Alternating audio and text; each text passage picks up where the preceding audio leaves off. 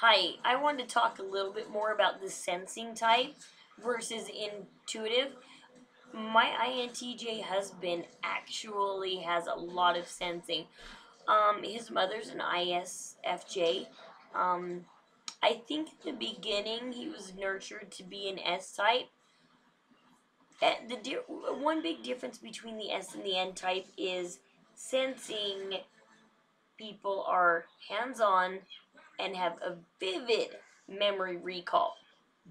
Um, I am an S type, and my earliest memory comes from when I was 4 years old. I have two memories from when I was about 3.5, 4 years old. Um, I can recall every single one of my elementary teachers' names and at least one minimum of one memory from each grade. Now, my INTJ husband has vivid memory recall. He can make memory recalls from when he was about 3 and on. He says he has a memory of him being 2, but I guess that can happen, but that's some pretty darn good memory recall for an INTJ.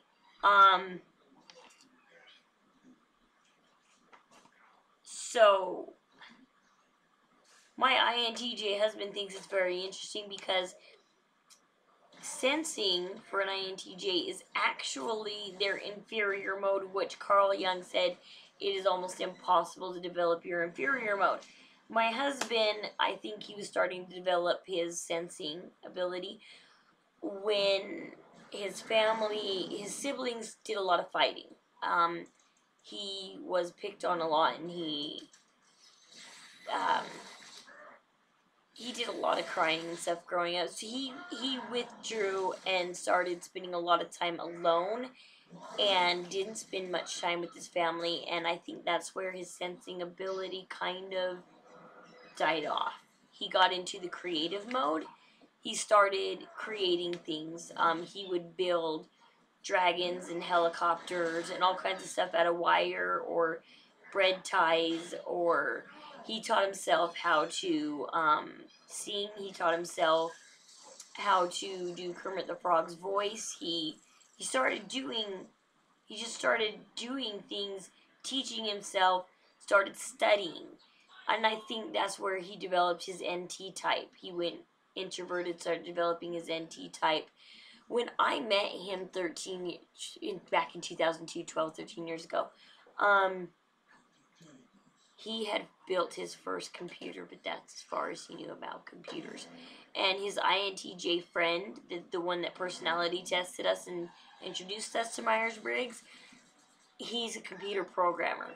And I had just gotten a divorce, and I was with a guy who started out being a computer nerd, but switched over to mechanics, and then switched over to laziness. And then, so I met Don, and I was able to tell him a little bit about computers. A little bit that I had learned from my ex and my brother. And his computer programmer INTJ friend started, he was going to school for, Don was going to school for accounting, and he hates math. And we kind of directed him back into the computers. I got him to quit that schooling, got him to go to University of Phoenix, where he started his information technology degree. And now he has his associates and bachelor's in it. Also security systems. But he still has that sensing ability. He still can recall.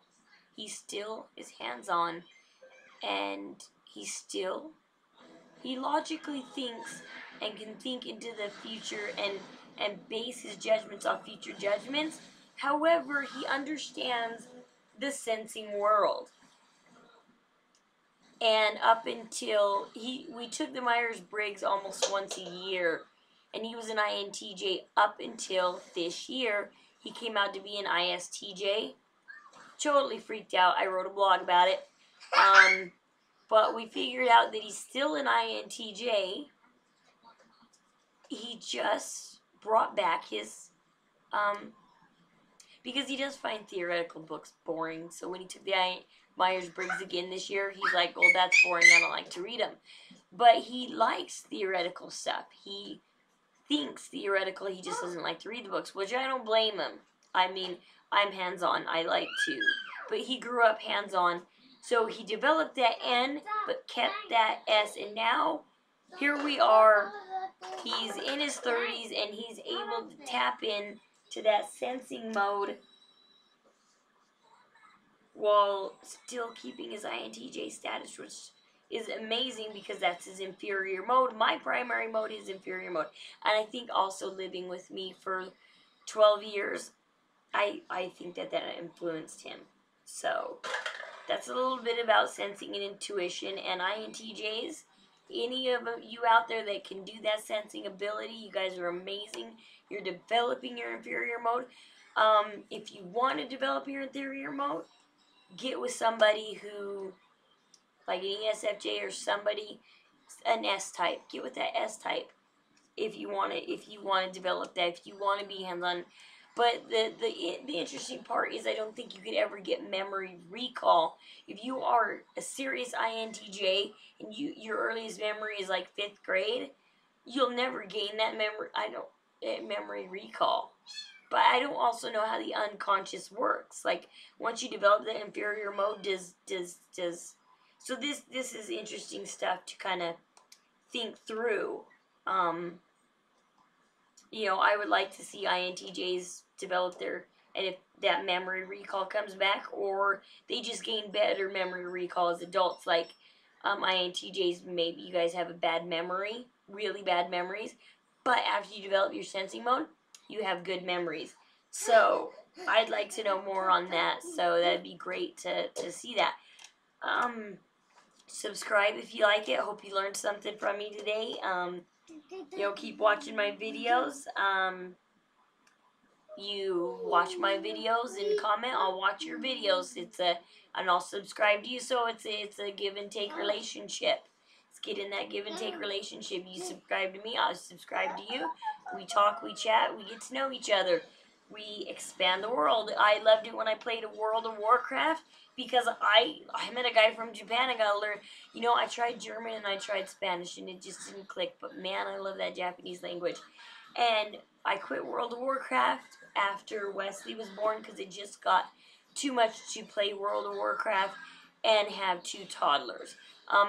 Maybe I'll go back someday, but with having a job, school, and toddlers, I might get an hour a day, or maybe I might stay up late at night to do it or something because it's just really hard to. I'm not a raider either. I don't raid, so you catch me on. I'm Jada Rose. I think I'm on Tyrannus. I don't raid. Don't ask me to raid. I can't remember what. No, what realm am I on? What realm is Jada Rose on? Dragonblight. Elsanisa's on Tyrannus. So, Jada Rose is on Dragonblight. Been playing her since 2004. She's my first character I ever made. She was a troll mage, but I love the goblins, so I switched. So, she's now a goblin mage, but still. No, did I change her to a gnome? Maybe she's a gnome now. Ooh, I think I did. I think I gnomed her, and I think I put Jada Rose as a goblin on. Did I gnome her? Yeah, you gnomed her because. I think I gnomed her because I always and Chisel, the guy who taught me Japanese, we always wanted to get a gnome on a tiger, and it was so tasking to do all those quests. But when Jada Rose, I've been playing her since 2004, so when I switched her over, her faction was almost already there, and I didn't have to do much. I think I got her that tiger mount finally. Unfortunately, Chisel's life got really busy, and I never see him anymore. I haven't seen him, I think, in 3 years. I met him in 2004, and I haven't seen him, I think, in 2 or 3 years. No, I have not seen him since I was pregnant with my daughter. It's been like 5 years. It's been a long time since I've seen Chisel. Aurora's 3.5, but you gotta count in 9 months for pregnancy. It's been a long time since I've seen him. I miss him. Chisel, you're out there. Come hang out with me again. You'll probably never see my YouTube videos, but yeah. Anyways, maybe someday I'll get back on World of Warcraft because I love meeting people all around the world. I think it's awesome. Let's, get together, make a better world. So, we'll talk to you later. Hope you enjoyed this video. Hope it's not too long. I keep making longer than 3 to 4 minute videos, and oh well, I guess that's the way the world goes. Nathan here says most people make 45-minute videos on what? Just talking? Not just talking. I don't know. One day I'll learn how to put those cool pop-ups and be like, oh, I'm so cool. I got pop-ups all over my YouTube channel and got these things going pow, and I get a little bit more excitement. Ooh, But right now, it's just plain video, plain me talking. So enjoy, subscribe. I'll subscribe to you. Give, take.